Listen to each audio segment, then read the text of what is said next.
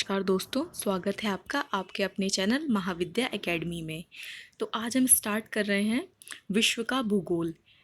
हम कोशिश करेंगे कि आपके यूपी ट्रिपल एससी पेट एग्ज़ाम के लिए वर्ल्ड ज्योग्राफी से जितने भी क्वेश्चन आने वाले हैं वो सारे इसी वीडियो में कवर हो जाएं। अगर इस एक वीडियो को आप 2 से 3 बार देख लेंगे तो आपके वर्ल्ड ज्योग्राफी का कोई भी question UP triple SC PT में आया हुआ गलत नहीं होगा। चलिए स्टार्ट करते हैं। देखिए, जियोग्राफी शब्द का प्रथम उपयोग यूनानी विद्वान इराटोस्थनीज द्वारा किया गया था। इराटोस्थनीज को व्यवस्थित भूगोल का पिता कहा जाता है, फादर ऑफ सिस्टमैटिक ज्योग्राफी माना जाता है। ठीक है, भूगोल का जनक, फादर ऑफ ज्योग्राफी किसे कहते हैं? हिकेटियस को। तो देखिए दोनों में फ़र्क है। व्यवस्थित भूगोल का पिता कहते हैं इराटोस्थनीज को, और भूगोल का जनक कहते हैं हिकेटियस को। ठीक है, चलिए विश्व का भूगोल स्टार्ट करते हैं। तो इसमें सबसे पहले हम स्टार्ट करेंगे ब्रह्मांड यानी कि कॉस्मोस। सूक्ष्मतम अणुओं से लेकर विशाल मंदाकिनियाँ जिनको गैलेक्सीज कहते हैं, विशाल मंदाकिनियों तक खगोलीय पिंड के सम्मिलित स्वरूप को ब्रह्मांड कहा जाता है। निकोलस कॉपरनिकस ने सर्वप्रथम यह मत अभिव्यक्त किया था कि ब्रह्मांड के केंद्र में सूर्य है, ना कि पृथ्वी। कॉपरनिकस को खगोल विज्ञान का जनक माना जाता है। तो खगोल विज्ञान का जनक किसको माना जाता है? कॉपरनिकस को। महाविस्फोट सिद्धांत का प्रतिपादन वर्ष 1927 में जॉर्ज लेमेत्रे ने किया था, और बाद में रॉबर्ट वेगनर ने वर्ष 1967 ईस्वी में इसकी व्याख्या की थी। महाविस्फोट सिद्धांत के अनुसार ब्रह्मांड की उत्पत्ति के सभी पदार्थ प्रारंभ में पिंड की अवस्था में थे, जिसका आयतन अत्यंत सूक्ष्म तथा तापमान और घनत्व अत्यधिक था। अत्यधिक संकेंद्रण के कारण इस पिंड में विस्फोट हो गया, जिसके परिणाम स्वरूप पदार्थों का बिखराव हुआ और उससे अनेक ब्रह्मांडीय पिंडों का निर्माण हुआ, और तभी से ब्रह्मांड में निरंतर विस्तार हो रहा है। देखिए, ये माना जाता है कि हमारा जो ब्रह्मांड है वो अभी भी प्रेजेंट टाइम में भी लगातार क्या हो रहा है? फैल रहा है। ये लगातार फैलता जा रहा है। जो तारे हैं वो एक दूसरे से लगातार दूर होते जा रहे हैं। सेकंड, सौर मंडल्स यानी कि सोलर सिस्टम। सूर्य चारों ओर अपनी कक्षा में चक्कर लगाने वाले तथा सूर्य के प्रकाश से प्रकाशित होने वाले ग्रहों, उपग्रहों, क्षुद्र ग्रहों, धूमकेतुओं, उल्काओं आदि पिंडों का समूह सौर मंडल कहलाता है। ठीक है, हमारा सौर मंडल जिसमें स्थित है उसको मंदाकिनी या आकाश गंगा या दुग्ध मेखला कहते हैं। देखिए, हमारी जो गैलेक्सी है उसको क्या कहा जाता है? आकाश गंगा या मंदाकिनी या दुग्ध मेखला। इसको इंग्लिश में कहते हैं क्या? मिल्की वे। सन, सूर्य। सूर्य सौर मंडल के केंद्र में स्थित है। सूर्य की आयु लगभग 4.5 अरब वर्ष है। सूर्य पृथ्वी से लगभग 13 लाख गुना बड़ा है। मतलब जो पृथ्वी है, जब उसको इंटू 13 लाख कर दो, सूर्य का आकार उतना बड़ा है। पृथ्वी को सूर्याताप का मात्र 2 अरबवा भाग प्राप्त होता है। सोच कर देखें, जब 2 अरबवा भाग प्राप्त होता है तब गर्मी में क्या हालत हो जाती है। अगर थोड़ा ज़्यादा प्राप्त होता तो क्या होता हमारा। सूर्य के प्रकाश को पृथ्वी तक पहुंचने में लगभग 8 मिनट 19 सेकंड यानी कि 499 सेकंड का समय लगता है। देखिए, कई बार आपसे ये पूछ लिया जाता है कि कौन सी चीज़ निर्वात में चल सकती है, कौन सी चीज़ें नहीं चल सकती हैं। जो प्रकाश है वो निर्वात में चल सकता है। इसीलिए तो भाई, तभी तो सूर्य से पृथ्वी तक आ पाता है ना। सूर्य और पृथ्वी के बीच में तो निर्वात ही है। सूर्य की समस्त ऊर्जा का स्रोत नाभिकीय संलयन है। देखिए, कभी कभी आपको नाभिकीय संलयन और नाभिकीय विखंडन देखकर कंफ्यूज करता है। तो जो सूर्य की ऊर्जा है उसका स्रोत क्या है? नाभिकीय संलयन है, याद रखिएगा। सौर मंडल के पिंड, बॉडीज ऑफ सोलर सिस्टम। सौर मंडल में वर्तमान में कुल 8 ग्रह हैं।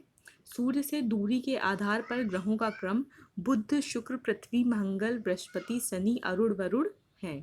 पहले इसमें यम भी था, लेकिन वो सारी कैटेगरीज को फुलफिल नहीं करता था, इसलिए उसको हटा दिया गया है। वर्तमान में 8 ही ग्रह हैं। आकार के आधार पर ग्रहों का अवरोही क्रम है बृहस्पति, शनि, अरुण, वरुण, पृथ्वी, शुक्र, मंगल और बुध।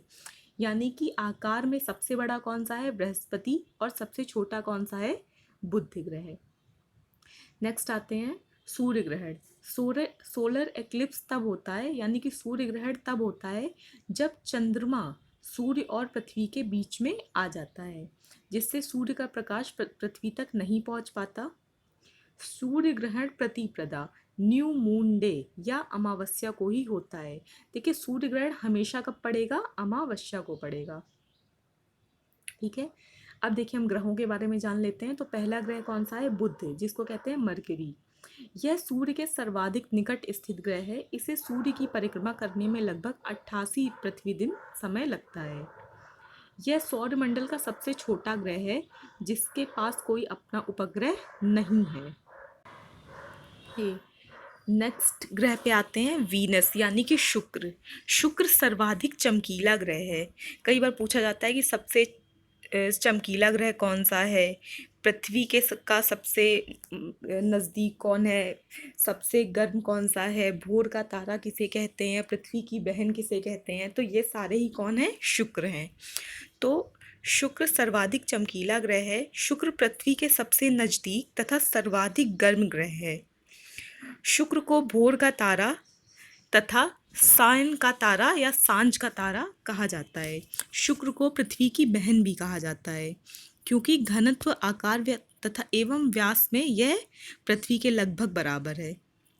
शुक्र का भी कोई उपग्रह नहीं है। नेक्स्ट आती है हमारी पृथ्वी। पृथ्वी सौरमंडल का एकमात्र ज्ञात ग्रह है जिस पर जीवन है। पृथ्वी को जल की उपस्थिति के कारण इसे नीला ग्रह भी कहा जाता है, क्योंकि अंतरिक्ष से देखने पर यह कैसा दिखाई देता है, जल की अधिकता के कारण नीला दिखाई देता है। पृथ्वी का एकमात्र उपग्रह चंद्रमा है। पृथ्वी अपने अक्ष पर 23.5 अंश पर झुकी हुई है।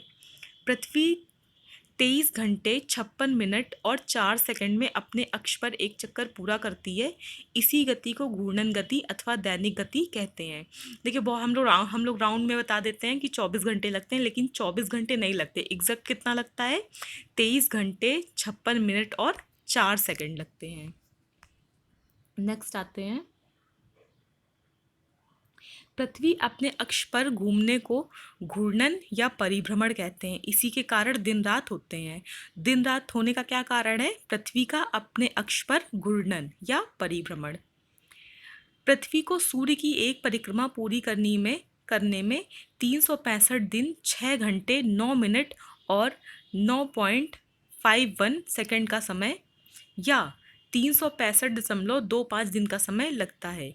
इसे पृथ्वी की परिक्रमण गति कहते हैं। तो पृथ्वी का अपने अक्ष पर एक चक्कर पूरा कर लेने को क्या कहते हैं, क्या कहते हैं भाई, परिक्रमा कहते हैं। ठीक है, और परिक्रमा करने में उसको कितना समय लगता है, 365.25 दिन का समय लगता है। पृथ्वी सूर्य से निकटतम दूरी पर 4 जनवरी की स्थिति निकटतम तिथि को होती है। इस स्थिति को पेरिहिलियन या उपसौर कहते हैं। 2021 में ये कब हुआ था, 2 जनवरी को हुआ था। तो जब पृथ्वी सूर्य के सबसे निकट होती है 4 जनवरी को, तो इसको क्या कहते हैं, उपसौर कहते हैं। पृथ्वी सूर्य से सर्वाधिक दूरी पर सामान्यतः 4 जुलाई की निकटतम तिथि को होती है और इस स्थिति को अपहीलियन या अपसौर कहते हैं। 5 जुलाई 2021 में यह घटना हुई थी। 21 मार्च और 23 मार्च को पृथ्वी के दोनों गोलार्धों में दिन एवं रात बराबर होते हैं। पृथ्वी के उत्तरी गोलार्ध में सबसे बड़ा दिन 21 या 22 जून को, जबकि दक्षिणी गोलार्ध में सबसे बड़ा दिन 22 दिसंबर को होता है। मंगल ग्रह। मंगल को लाल ग्रह के नाम से जाना जाता है क्योंकि यहाँ पर आयरन ऑक्साइड की अधिकता है और आयरन ऑक्साइड की उपस्थिति के कारण ही यह लाल रंग का दिखाई देता है। मंगल के फोबोस और डिमोस नामक 2 उपग्रह हैं, यानी कि मंगल के कितने उपग्रह हैं, 2। बृहस्पति सौरमंडल का सबसे बड़ा ग्रह है। इसका उपग्रह गैनीमीड सौरमंडल का सबसे बड़ा उपग्रह है। भाई ग्रह भी सबसे बड़ा है तो उसका उपग्रह भी सबसे बड़ा है। शनि सैटर्न, शनि सौरमंडल का दूसरा सबसे बड़ा ग्रह है। नेक्स्ट आते हैं, शनि के चारों ओर वलय पाए जाते हैं जिनकी संख्या 7 है। शनि एक ऐसा ग्रह है जिसके चारों तरफ क्या पाए जाते हैं, छल्ले, रिंग पाए जाते हैं। जिनको वलय कहते हैं। शनि ग्रह के उपग्रहों की संख्या 82 है। शनि का सबसे बड़ा उपग्रह टाइटन सौर मंडल का भी दूसरा सबसे बड़ा उपग्रह है। सबसे बड़ा किसका है? बृहस्पति का। जो दूसरा सबसे बड़ा है वो कौन सा है? टाइटन, जो कि शनि ग्रह का है। अरुण अरुण ग्रह की खोज अरुण यानी कि यूरेनस। अरुण ग्रह की खोज विलियम हर्शले ने 1781 ईस्वी में की थी। अरुण ग्रह पर सूर्योदय पश्चिम दिशा में एवं सूर्यास्त पूर्व दिशा में होता है। देखिए उल्टा है यहाँ पर हमारी पृथ्वी का। वरुण नेपच्यून, यह सूर्य से सर्वाधिक दूरी पर स्थित है। वरुण की खोज जर्मन खगोलविद जोहान गाले ने 1846 में की थी। वरुण का सबसे बड़ा उपग्रह ट्राइटॉन या ट्रिटॉन है। बौने ग्रह, यम की खोज वर्ष 1930 में क्लाइड टॉम्बैग ने की थी। सेरेस, होमिया, मैकमैक और इरीस, ये सभी क्या हैं? बौने ग्रह हैं। चंद्रमा, अब देखिए यहाँ पर उपग्रह की बात आ गई। चंद्रमा जो हमारी पृथ्वी का एकमात्र उपग्रह है। जब सूर्य एवं चंद्रमा के बीच में पृथ्वी आ जाती है तो इसे चंद्र ग्रहण कहते हैं। और चंद्र ग्रहण सदैव पूर्णिमा के दिन होता है। देखिए अभी ऊपर पढ़ा था, सूर्य ग्रहण हमेशा कब होगा? अमावस्या को होगा। और चंद्र ग्रहण हमेशा कब होगा? पूर्णिमा के दिन होगा, यानी कि फुल मून डे पे। सौर मंडल के अन्य पिंड, क्षुद्र ग्रह, एस्ट्रॉइड्स, बृहस्पति और मंगल के मध्य अधिकांश क्षुद्र ग्रह छोटे छोटे ग्रह स्थित हैं। देखिए एक पट्टी पाई जाती है क्षुद्र ग्रहों की, जो किसके बीच पाई जाती है? बृहस्पति और मंगल के बीच में।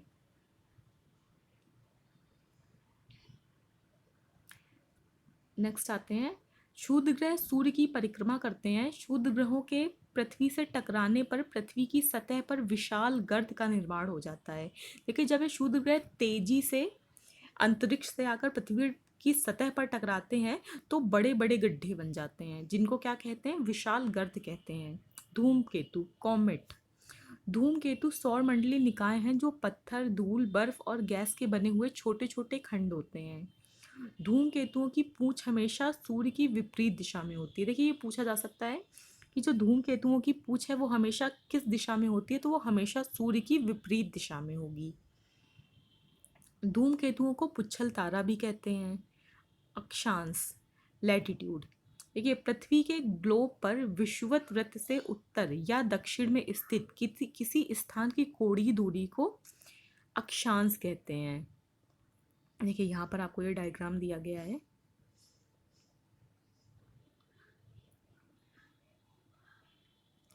देखिए इसमें जो आपकी ये रेखाएं हैं, ये है आपकी भूमध्य रेखा। भूमध्य रेखा ही सबसे बड़ा अक्षांश होती है। ठीक है, इसके बाद जैसे जैसे हम ऊपर बढ़ते जाएंगे या जैसे जैसे हम नीचे बढ़ते जाएंगे, अक्षांशों की लंबाइयाँ क्या होती जाती हैं? कम होती जाती हैं। ठीक है, तो भूमध्य रेखा के ऊपर जो 23 डिग्री पर है उसको कहते हैं कर्क रेखा। जो 66 डिग्री पर है उसको कहते हैं आर्कटिक वृत्त। और 90 डिग्री अक्षांश को क्या कहते हैं? उत्तरी ध्रुव कहते हैं। ठीक है, देखिए इसी तरह नीचे 23.5 डिग्री साउथ को क्या कहते हैं? मकर रेखा कहते हैं। 66.5 डिग्री साउथ को क्या कहते हैं? अंटार्कटिक वृत्त कहते हैं। और 90 डिग्री अक्षांश को क्या कहते हैं? 90 डिग्री दक्षिणी अक्षांश को क्या कहते हैं? दक्षिणी ध्रुव कहते हैं। ठीक है, आइए नेक्स्ट देखते हैं, विषुवत रेखा यानी कि इक्वेटर। पृथ्वी के ग्लोब पर शून्य अक्षांश के अक्षांश को क्या कहते हैं? शून्य अंश के अक्षांश को क्या कहते हैं? विषुवत रेखा या भूमध्य रेखा कहा जाता है। दो अक्षांश रेखाओं के बीच 111 किलोमीटर की दूरी होती है। देखिए याद रखिएगा, दो अक्षांश रेखाओं के बीच में हमेशा कितने की दूरी होगी? 111 किलोमीटर की। देशांतर रेखाएं, देखिए जैसे कि अक्षांश रेखाएं होती हैं, उसके विपरीत क्या होती हैं? देशांतर रेखाएं होती हैं। देशांतर रेखा यानी कि लॉन्गिट्यूड्स। उत्तरी ध्रुव को दक्षिणी ध्रुव से मिलाने वाली काल्पनिक रेखाएं देशांतर कहलाती हैं।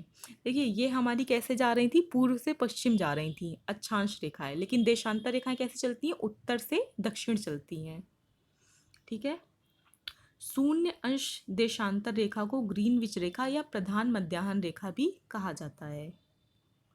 नेक्स्ट आते हैं, ग्रीनविच रेखा रेखा 0 डिग्री देशांतर के ठीक विपरीत में 180 डिग्री देशांतर रेखा होती है, जिसे अंतर्राष्ट्रीय तिथि रेखा कहते हैं। तो जो अंतर्राष्ट्रीय तिथि रेखा है वो कौन सी है? 180 डिग्री देशांतर रेखा। ठीक है, सामान्यतः एक देशांतर पर 4 मिनट का अंतराल होता है। तो जब हमारी एक देशांतर रेखा से हम दूसरी देशांतर रेखा पे आते हैं तो उन दोनों के बीच में कितने समय का डिफरेंस होता है? 4 मिनट का। कर्क रेखा, ट्रॉपिक ऑफ कैंसर, विषुवत रेखा के उत्तर की ओर, जैसा कि अभी आपको डायग्राम में बताया था कि उत्तर की ओर 23.5 डिग्री अक्षांश को कर्क रेखा कहते हैं। और ये जो कर्क रेखा है ये भारत के 8 राज्यों से होकर गुजरती है। काफ़ी इंपॉर्टेंट प्रश्न है, बहुत बार पूछा जा चुका है कि कर्क रेखा भारत के कितने राज्यों से होकर गुजरती है, तो ये 8 राज्यों से होकर गुजरती है। मकर रेखा, ट्रॉपिक ऑफ कैप्रिकॉर्न, विषुवत रेखा के दक्षिण की ओर 23.5 डिग्री अक्षांश को मकर रेखा कहते हैं। नेक्स्ट, शून्य अक्षांश और शून्य देशांतर रेखाएं आपस में एक दूसरे को अटलांटिक महासागर में काटती हैं। इंपॉर्टेंट पॉइंट है, देखिए कि शून्य अक्षांश और शून्य देशांतर एक दूसरे को कहाँ काटेंगी? अटलांटिक महासागर में काटेंगी। विषुवत रेखा, कर्क रेखा और मकर रेखा तीनों अफ्रीका महाद्वीप से गुजरती हैं। बहुत इंपॉर्टेंट क्वेश्चन है, आपसे पूछा जा सकता है कि वो कौन सा महाद्वीप है जहाँ से कर्क, मकर और विषुवत तीनों ही रेखाएं पास होती हैं या गुजरती हैं, तो कौन सा है? अफ्रीका महाद्वीप है। नेक्स्ट देखते हैं पृथ्वी की आंतरिक संरचना। इसमें हम देखेंगे जो हमारी पृथ्वी है वो बनी कैसे है, पृथ्वी के अंदर से लेकर पृथ्वी की सतह तक की जो चीज़ें हैं वो कैसी हैं। भूकंपीय तरंगों के आधार पर पृथ्वी को 3 परतों में विभाजित किया गया है। भूपर्पटी, जिसको क्रस्ट कहते हैं, मेंटल को मेंटल ही कहते हैं, और केंद्रीय भाग जिसको कोर कहते हैं, यानी कि कोर, मेंटल, क्रस्ट। जो सबसे अंदर वाला भाग है वो कोर है, जो उसके ऊपर है वो मेंटल है, और जो हमारी पृथ्वी की सतह है, जो हमारी, देखिए लिखा है परपटी, मतलब पपड़ी जैसा कुछ, तो वो कौन सी है? जो सबसे ऊपरी है वो कौन सी है? क्रस्ट, यानी कि भूपर्पटी। अब हम देखते हैं भूपर्पटी को। यह पृथ्वी की सबसे ऊपरी सतह है। इसका निर्माण बेसाल्ट चट्टान से हुआ है। इसे सियाल परत भी कहते हैं। देखिए आपने पढ़ा होगा सियाल सीमा नीफे, है ना? तो सियाल, सियाल का क्या मतलब है? सियाल क्षेत्र में सिलिका और एल्यूमिनियम की प्रधानता होती है। देखिए SiAl, Si का मतलब सिलिका और Al का मतलब एल्यूमिनियम। सेकंड, मेंटल, यह पृथ्वी की मध्य परत है। मध्य परत का मतलब जो भूपर्पटी और कोर के बीच में है। ठीक है, यह पृथ्वी की मध्य परत है। इसकी मोटाई 2900 किलोमीटर है। इसका निर्माण बेसाल्ट चट्टानों से हुआ है। किससे हुआ है? बेसाल्ट चट्टानों से। नेक्स्ट पॉइंट देखते हैं, इसे सीमा परत भी कहा जाता है। सीमा, देखिए SIMA, SI मतलब सिलिका और Ma मतलब मैग्नीज, तो क्या होता है? सियाल सीमा नीफे। उसमें SI क्या था? भूपर्पटी में SI था सिलिका और एल्यूमिनियम। मेंटल में क्या है? सीमा, यानी कि सिलिका और मैग्नीशियम की प्रधानता रहती है। देखिए केंद्रीय भाग या कोर, पृथ्वी का केंद्रीय भाग निकिल या फेरियम से बना होता है। ठीक है, नीफे, NEFA, ठीक है, निकिल और फेरियम से बना होता है। पृथ्वी का औसत घनत्व 5.5 ग्राम घन सेंटीमीटर है। पृथ्वी के नीचे जाने पर प्रति 32 मीटर की गहराई पर तापमान 1 डिग्री सेल्सियस बढ़ता जाता है। यानी कि अगर हम पृथ्वी की खुदाई करना चालू करें, हम पृथ्वी के नीचे जाना चालू करें, उसकी कोर की तरफ जाना चालू करें, उसके केंद्र की तरफ, तो हर 32 मीटर पर 1 डिग्री सेल्सियस तापमान क्या होगा? बढ़ता जाएगा, यानी कि गर्माहट बढ़ती जाएगी। पृथ्वी के बाह्य सतह को निम्न भागों में बांटा जा सकता है। अब देखिए ये तो हमने जो पढ़ा, भूपर्पटी, मेंटल और कोर, ये पृथ्वी के अंदर की सतह थी। अब पृथ्वी की जो सतह है, इससे जो ऊपरी आवरण है जिसको हम वातावरण कहते हैं, उसकी परतें क्या हैं? तो ये है जैव मंडल यानी कि लिथोस्फीयर, जल मंडल हाइड्रोस्फीयर, और जैव मंडल यानी कि बायोस्फीयर, और वायुमंडल एटमॉस्फेयर में। ठीक है।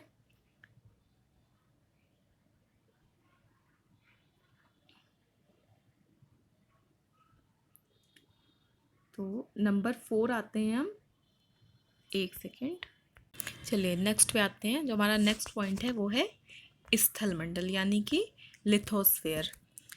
पृथ्वी की संपूर्ण बाह्य परत को स्थल मंडल कहा जाता है। स्थल मंडल की अधिकतम ऊंचाई माउंट एवरेस्ट 8,848 मीटर, वर्तमान में ये 0.86 मीटर क्या हुआ है, बढ़ गया है, तथा अधिकतम गहराई मरियाना गर्त, जिसको मैरियाना ट्रेंच भी कहते हैं, 11,033 मीटर है।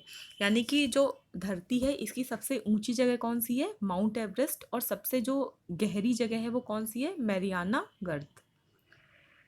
पृथ्वी के धरातल पर लगभग 70.8% भाग पर जल और 29.2% भाग पर स्थल का विस्तार है।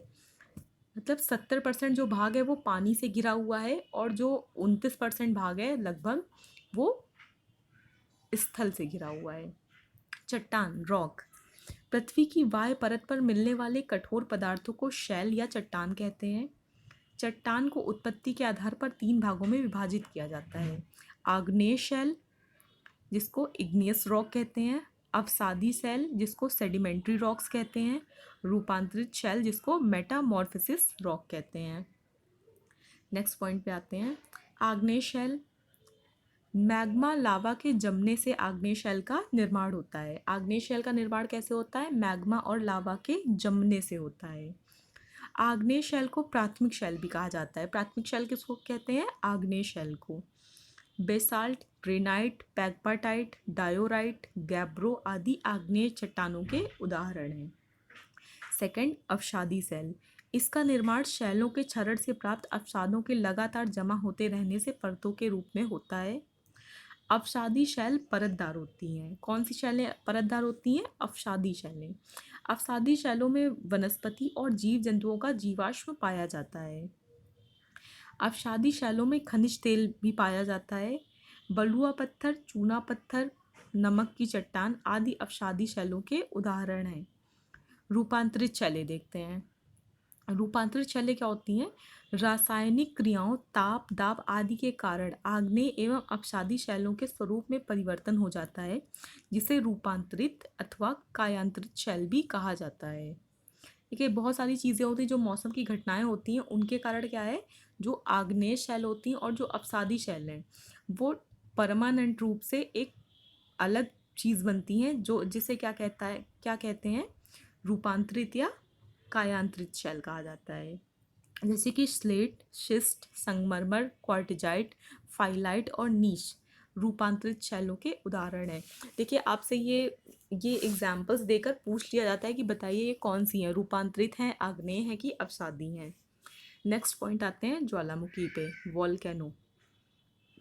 ज्वालामुखी धरातल पर स्थित प्राकृतिक छिद्र है।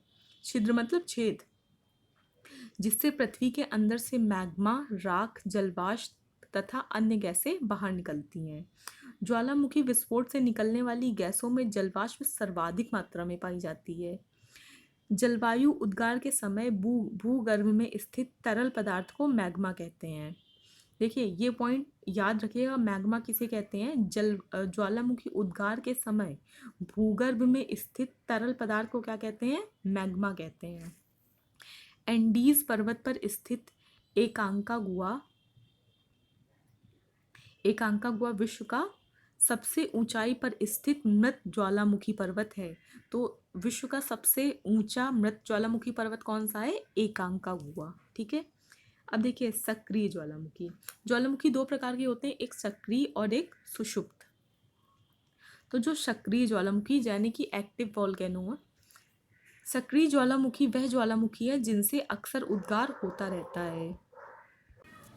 अमेरिका के हवाई द्वीप पर स्थित किलायू संसार का सर्वाधिक सक्रिय ज्वालामुखी है।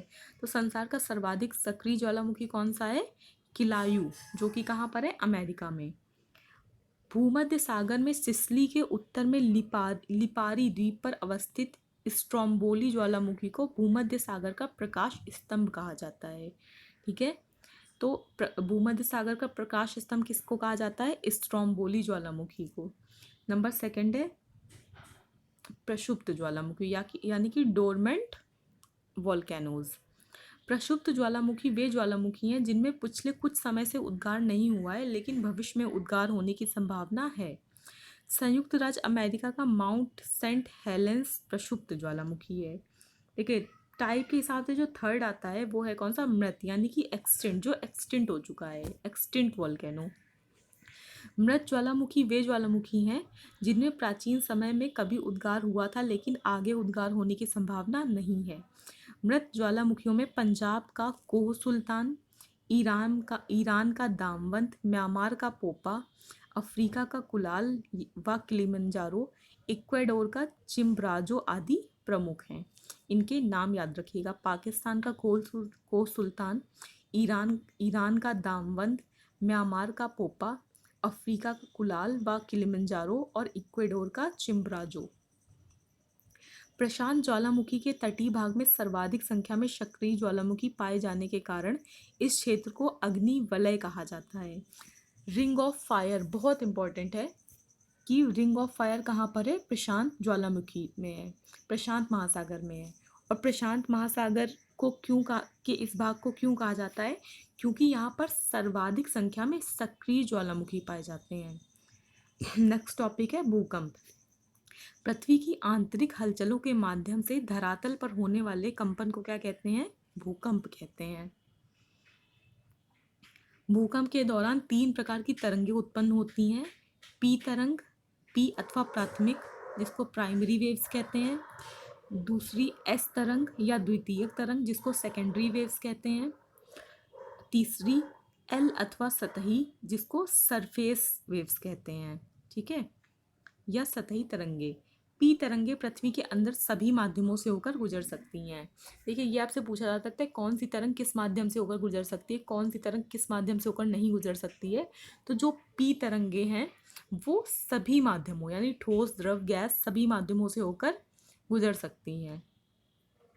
एस तरंगे मात्र ठोस माध्यम से ही गुजरती हैं। जो एस तरंगे हैं, देखिए एस आप याद भी रख सकते हैं। ठीक है, एस फॉर सॉलिड। ठीक है, तो ठोस क्या होता है? सॉलिड होता है। तो जो एस तरंगे हैं वो किससे होकर गुजरती हैं? सॉलिड से, सिर्फ सॉलिड से ही गुजरेंगी।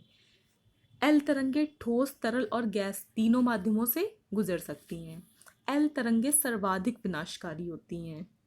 एल तरंगे सर्वाधिक विनाशकारी कौन सी तरंगे होती हैं? एल तरंगे, जो सबसे लार्जेस्ट स्केल पर क्या करती हैं? डिस्ट्रॉय करती हैं, चीज़ों को स्पॉइल करती हैं, वो क्या होती हैं? एल तरंगे होती हैं। अधिकेंद्र पर पी तरंगे सबसे पहले पहुंचती हैं। तो अधिकेंद्र पर कौन सी तरंगे सबसे पहले पहुंचती हैं? पी तरंगे। समुद्र के अंदर भूकंप द्वारा उत्पन्न लहरों को सुनामी कहा जाता है। सुनामी जापानी भाषा का शब्द है। भूकंप तरंगों को सिस्मोग्राफ नामक यंत्र द्वारा मापा जाता है। तो सिस्मोग्राफ क्या है? भूकंप तरंगों को मापने का यंत्र है। भूकंप को मापने के लिए रिएक्टर स्केल परिमाण, मार्केली स्केल तीव्रता तथा राशि फेरल स्केल का प्रयोग किया जाता है।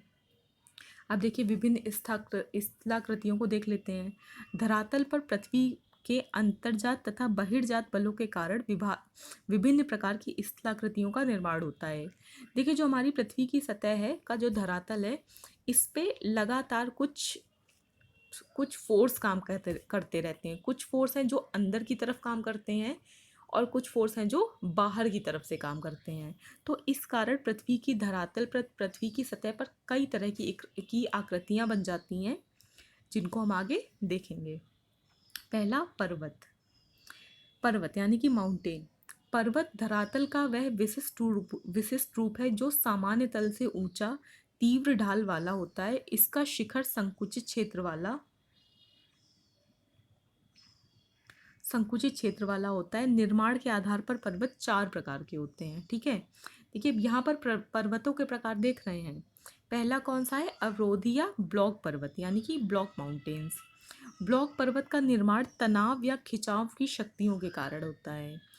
वॉस्टिस पर्वत जो फ्रांस में है, ब्लैक फॉरेस्ट जो कि जर्मनी में है, सॉल्ट रेंज जो पाकिस्तान में है, और ब्लॉक पर्वत, क्या ये सारे क्या हैं, ये तीनों वॉस्टिस फ्रांस में, ब्लैक फॉरेस्ट जर्मनी में और सॉल्ट रेंज पाकिस्तान में, ये सभी क्या हैं, ब्लॉक पर्वत के उदाहरण हैं। सेकंड, अवशिष्ट पर्वत। अवशिष्ट पर्वत का निर्माण चट्टानों के अपरदन के परिणाम स्वरूप होता है।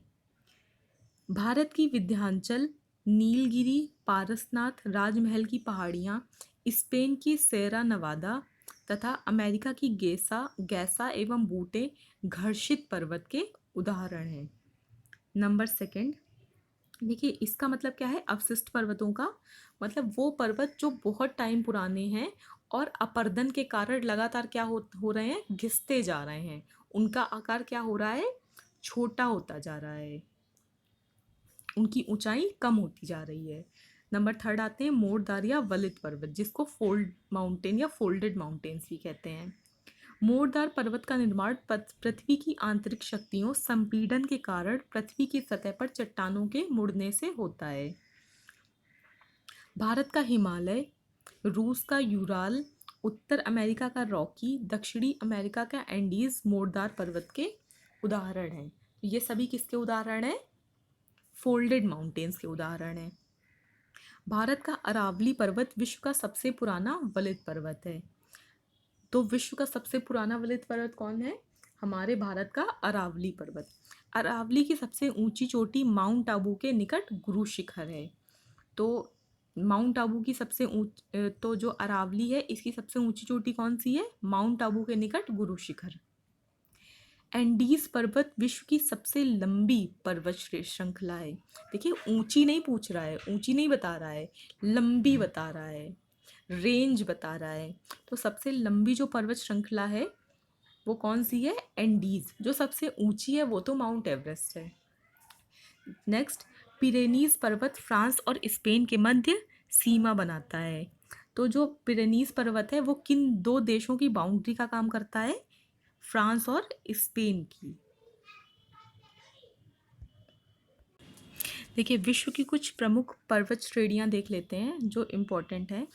कॉर्डिलेरा डी लॉस एंडीज, ये कहाँ पर स्थित है, पश्चिमी दक्षिणी अमेरिका में, और इसका जो सबसे ऊंचा बिंदु है वो कौन सा है, एकांकागुआ। रॉकी पर्वत श्रेणी कहाँ है, पश्चिमी उत्तरी अमेरिका में, और जिसका हाईएस्ट पॉइंट है वो माउंट एल्बर्ट है। हिमालय, काराकोरम और हिंदू कुश, ये दक्षिण मध्य एशिया में स्थित है और इसका हाईएस्ट पॉइंट है mount Everest. Great dividing range, ये पूर्वी ऑस्ट्रेलिया में है और इसका जो हाईएस्ट पॉइंट है वो कोस यूस्को है। ट्रांस अंटार्कटिका पर्वत, ये अंटार्कटिका में है और इसका जो हाईएस्ट पॉइंट है वो कौन सा है, विंसन मैसिव। तिएन शान, ये दक्षिण मध्य एशिया में है और इसका हाईएस्ट पीक कौन सा है, पिक पोबेडी। अल्टाई माउंटेन्स, इसका ये कहाँ पर है, मध्य एशिया में है और इसका जो हाईएस्ट पॉइंट है वो बेलुखा है। यूराल पर्वत श्रेणी कहाँ है, मध्य रूस में है, और नॉरेडियानाया इसका क्या है, हाईएस्ट पीक है। कमचटका श्रेणी कहाँ है, पूर्वी रूस में है, और क्ल्यूचेव्स्काया सोपका क्या है, इसका हाईएस्ट पॉइंट है। एटलस पर्वत उत्तरी पश्चिमी अफ्रीका में है, और टाउब्लक इसका क्या है, हाईएस्ट पॉइंट है। वर्खोयांस्क पर्वत कहाँ है, पूर्वी रूस में है, और मास्खाया इसका हाईएस्ट पॉइंट है। पश्चिमी घाट पश्चिमी भारत में है और अनाईमुडी इसका हाईएस्ट पॉइंट है। सियाद्रा माद्रे ओरिएंटल मैक्सिको में है और पोटेशी इसका हाईएस्ट पॉइंट है। जाग्रोस पर्वत श्रेणी ईरान में है और देना काशमस्तान इसका हाईएस्ट पॉइंट है। एलबुर्ज ईरान में है और दामबंद इसका हाईएस्ट पॉइंट है।